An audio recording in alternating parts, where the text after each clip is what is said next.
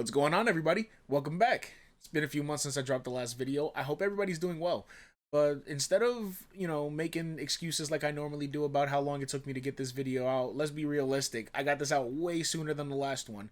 But instead, I have news today that may bear fruit going forward. And long story short, that news is that I have an editor now. So hopefully this will help productivity for the channel, and we'll see about, getting a few more videos out a lot quicker for you guys. But today, it's finally the day. Gundam Breaker 3. So to start, my experience with Gundam Breaker 3 was a little more casual, I want to say. My first game in the series was New Gundam Breaker, which I've already spoke at length about in my review for it. I'll leave a link in the description for that one if you want to check it out. But as I explained, I streamed and covered that game for a considerable amount of time over on my Twitch channel. During all that time, I had any number of people always coming through to chat it up with me, and there was always a similar line of thinking, and that kind of went like, ew, this game fucking sucks, Gundam Breaker 3 is way better, they should have just looked like that. Keep in mind, New Gundam Breaker is technically the fourth Gundam Breaker, but it was the first one we got in the West. Up until NGB, I wasn't even aware of the series because we generally didn't get any Gundam love for years after Dynasty Warriors Gundam 3, and all we got before that was Mobile Suit Gundam Extreme Versus Force for the PS Vita and the more simply titled Gundam Versus for PS4, both of which I own and in equal measure had no one to play with, so naturally I was out of my depth with this series. But eventually my good buddy Ren graciously donated an imported copy of Gundam Breaker 3 Break Edition to play and see what I was missing out on. Apparently you can't access the PlayStation Store on this game to download the DLCs due to it being an import, so the Break Edition is essentially a complete edition of the game. Go figure. And after much lazing about and promises, I have finally steeled myself to dive deep into this game and give you my thoughts on it. I hope I don't disappoint. It's been long enough already, but I can only be honest with you. So here is my review for Gundam Breaker 3.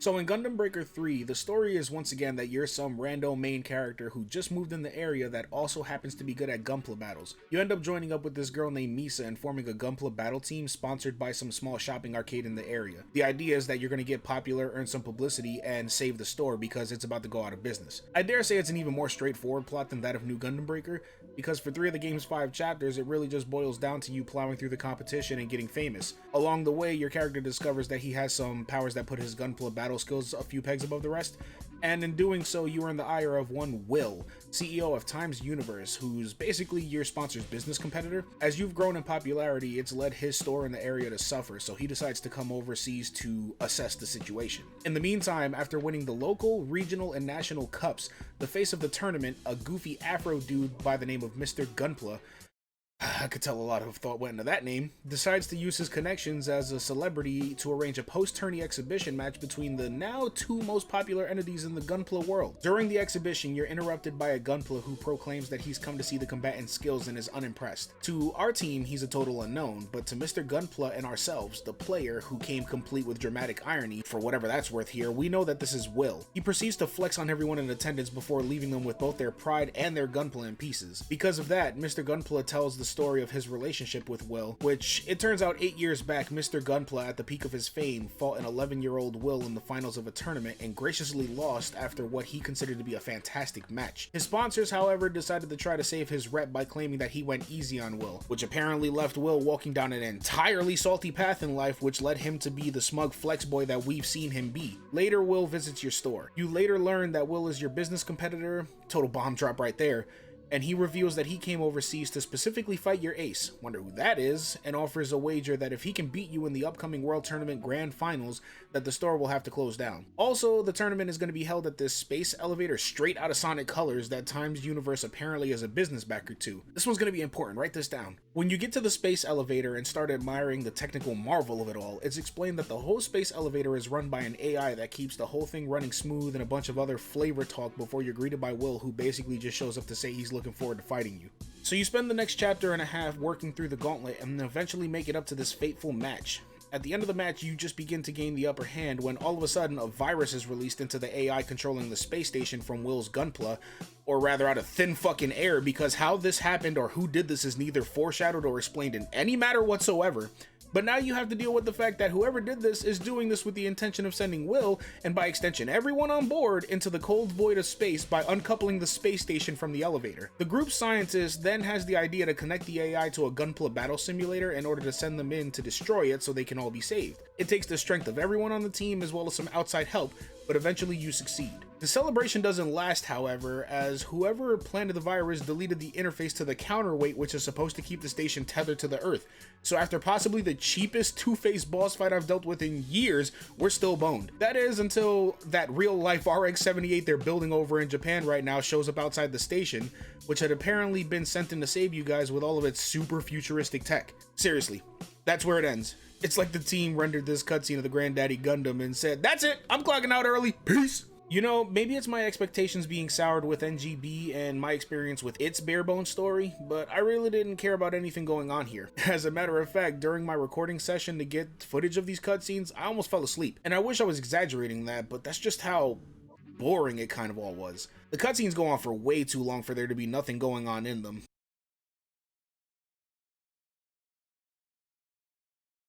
And near the end, there's such a steep incline of stakes that it borders on ridiculous, with no explanation for why we ended up in this mess, and for there to be no satisfying conclusion other than, "Ooh, look, a real Gundam," in my Gundam video game that doesn't really do anything for me. It's not like I could pilot the damn thing, but whatever. But I'm done with the story. That's literally the worst part of this entire game for me, and thankfully it's really over quickly. So how does the game play? Well, in my NGB review, I stated that matches took forever because of a stagnant pace and gameplay mission structure that never really lets up. I failed to elaborate on this also, but to a degree, the combat also barely felt like it had any weight to it, you know? It was slow, combat wasn't satisfying, and it kind of combined to make an experience that got way too boring way too fast. So how does Gundam Breaker 3 handle its combat? Well,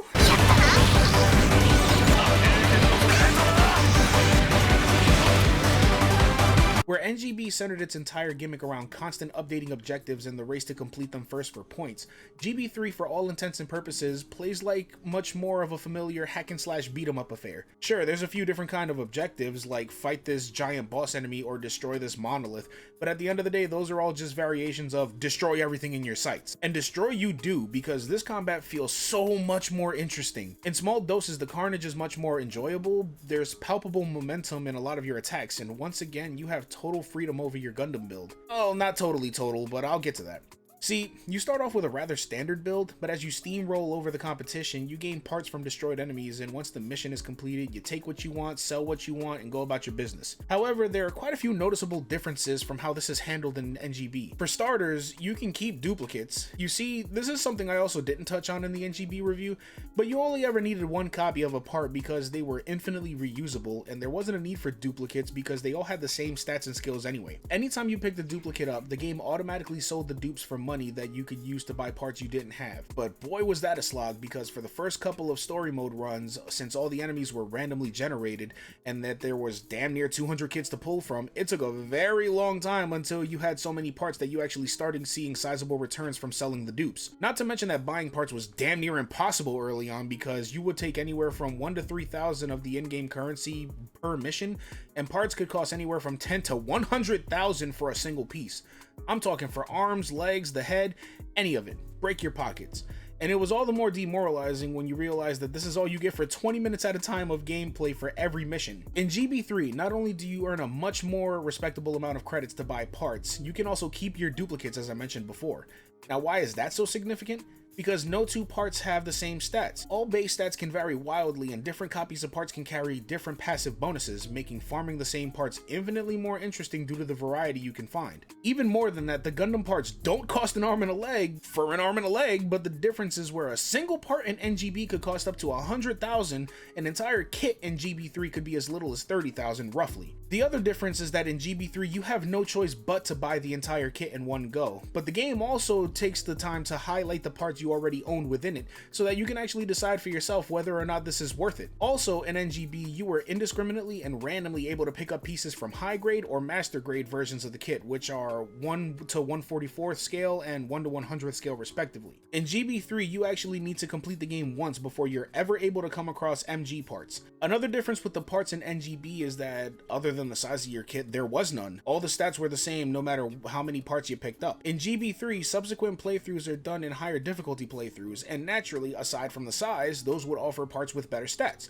so the hits just keep on coming. You can also collect materials aside from actual parts that can be spent on upgrading pieces you already own, so theoretically, you don't need to pray to RNGesus to get parts with good stats, because these materials are abundant throughout the whole game. Also, in NGB, you could also only use a certain skill by having the required Gundam part attached to your kit, and that kind of sucked because as much as I love G Gundam, sometimes I wanted to use the shining or erupting burning finger, but I could never do that because I could never imagine a kit that I thought looked good with the shining Gundam or burning Gundam's arms, and that made me not want to use it. In GB3, this was true in the beginning, but there's also the fact that you could master these skills, which would then allow you to equip them regardless of the parts equipped, which made everything so much better. It's crazy to think how many of these systems they downgraded between games. It's crazy. Was any of that necessary? Why? I don't really know the answer, but I'm not even sure if the devs have one other than we wanted NGB to be more accessible to new players of the series, because none of this feels to me as necessary reductions to the formula. They're all easy enough to understand, and they only serve to enhance the customization, so I just don't really get it.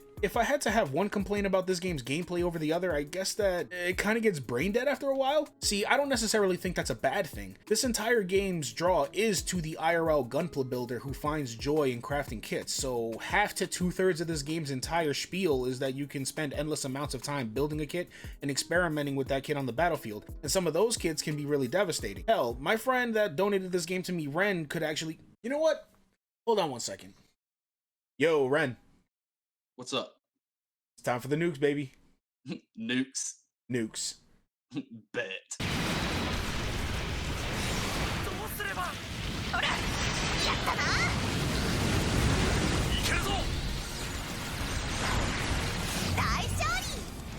So yeah, there is this level of enjoyment that the game offers in that regard, but given enough time you realize that maybe you're a little too overpowered for most of what this game is trying to throw at you. That's outside of the occasional cheap boss fight. But that's just me, I don't know, you can judge that part for yourself. All in all though, this game is far more enjoyable on the gameplay front, if only because of the fact that the missions are way more bite-sized than its less than well-received follow-up. I've never played a mission that took more than, say, 5 minutes.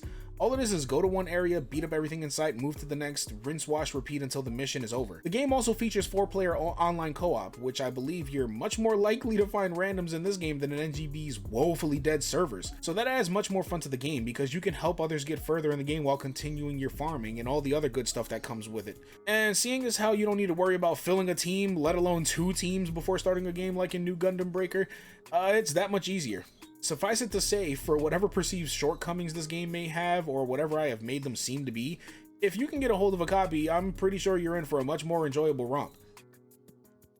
Moving on from gameplay, let's talk about Gundam Breaker 3's presentation. In many respects, I think this game beats out its successor, although not in every, but I'll elaborate. Firstly, GB3 features a lot more work in terms of the story's cutscenes. While most of it is still done with static images while showing it as a first-person view of you interacting with the characters like in NGB, this game does more with that. Environments are a little, not very, but a little more colorful, and they offer more interesting camera angles to increase your immersion by offering a little more in the way of perspective. These still go on a little long for my taste, like I said before, but I won't deny that they feel like they had that much more effort put into them. And there's also more fully animated in-engine cutscenes that spice up the action, more than the 30-second long cutscenes that showed off enemy gunpla and NGB. There's definitely more going on here, and for all its goofiness towards the end, at the very least they were serviceable enough to watch and not feel like my time was being wasted by them. At least not until the final mission, but I digress. There's also a hangar that serves as the game's hub. This also to me beats out NGB because where that game only offered static menus with the occasional swooping camera motion,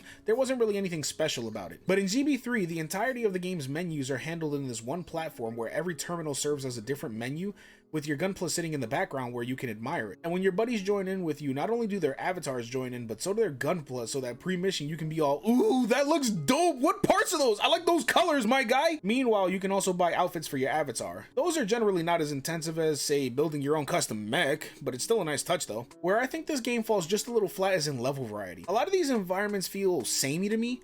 You get the occasional space stage, a hangar type stage where there are a lot of bland metal looking hallways, this one kind of snowy stage, and near the end the cyberspace looking ones, where after 5 whole chapters of similar level design it's nice to switch it up a little. That's really it though. In New Gundam Breaker, the game was actually using the Unreal Engine for the first time, and like I said in the other video, they put it to damn good use designing stages that were both ripped straight from the actual Gundam show environments and real life environments like classrooms and warehouses. Because remember, it's technically a Gundam game, but really we're playing with toy models. The Gundam models also looked much better, but on the flip side, they didn't animate as well as those in GB3. The only reason I think these stages suffered, as well as the game as a whole, was because all the issues the game had were byproducts of the game switching to Unreal Engine 4. Now I'll go ahead and slap a disclaimer on this next take because I haven't done any research to confirm the conjecture I'm about to spit, but in recent years we've all heard tales of Japanese devs switching from whatever previous engines they were using to Unreal Engine 4, which presented problems because where these devs had been using engines they were comfortable with for years, they not only had to learn an entirely new engine to develop a game with, but they also had to squeeze all that in with the time it normally takes them to develop said games. One noticeable example of this very scenario I just mentioned is Street Fighter V, where everything I just said played a big part in its troubles leading up to and following launch. If you want to hear about that, I suggest watching a video on it by a YouTuber who goes by McMuscles, who has a series called What Happened. He goes into a lot of detail on it, so I'll throw a link to the video in the description. But moving on, my original point is that there was stuff in theory about NGB's use of Unreal 4 that lent itself very well to its aesthetic. It's just a shame that everything else suffered for it. The biggest problem I had with that is that where the stages had a lot more variety in them, New Gundam Breaker stages were far too large. They made the levels pretty, but they made them huge. And there was nothing more frustrating in a game entirely focused on a game mode where you race to complete objectives, and something would pop up and say, kill 5 of this enemy, but they show up on the other end of the map next to the enemy team, and you can't get there in time to do anything about it because the stage is so huge. Nah, Gundam Breaker 3 doesn't have any of that. The levels may not have the same level of graphical finesse in my opinion, but they're also more smartly designed. Most levels boil down to a couple of smaller but open areas connected by hallways that have you proceed down them in a linear fashion. It's real to the point and serves to be less frustrating overall, though there are times where the camera just completely goes against you and makes it more frustrating for a couple of seconds, but that's a minor thing in this game because it's generally easier to handle your combat sense in this game in my opinion. Really, some of that stuff just comes from dated design though, because if you really look at it, GB3 came out in March of 2016 and never saw a Western release, while NGB came out in the West on June of 2018. This game was already almost 3 years old when I got a hold of it, and it's well over 4 years old now. If anything, I'm grateful for the fact that this game's graphical style has held up pretty decent after all this time, so I'm more lenient on it for that fact. But I think that really sums it all up for me. At the end of the day, Gundam Breaker 3 was a more competently made game that didn't suffer the pressures of trying to simplify itself and pretty itself up for the sake of appealing to newcomers of the series in the West in order to gain mainstream appeal. And for whatever that's worth, the game is much better for it. I definitely don't think everything in this game shines that hard over its successor like a lot of people try to hype it up to be, but it's still a majority case where the game stands as a much better experience overall. I enjoyed this game, and I now have a much better opinion of the series for it, so because of that, Gundam Breaker gets a silver medal from me. And now that we're at the end of the video, I want to thank everybody who was being very patient with me in terms of waiting to get this video out. Like I said, we have an editor now, so I'm going to see what my output for the channel looks like moving forward. Hopefully we should get you a lot more, a lot sooner. In the meantime, between videos though, if you want to check me out, you can come look at my Twitch channel. I'll leave a link for it in the description. Currently, we are going through a marathon that I have dubbed Road to Dragon, where I am personally blazing through all the numbered games in the Yakuza series from Sega in anticipation of the November release of Yakuza Like a Dragon. So if you want to see that, make sure to come check me out. Come talk it up with me. I'm always open to having conversation. And if you also disagreed or agreed with my thoughts during this video, you can sound off in the comments below. I'm always open to discussion. But in the meantime, it's late. I'm gonna get ready to call it because I'm ready to be lazy for you. So thank you for your time. Have a good night, everybody. See you on the next one.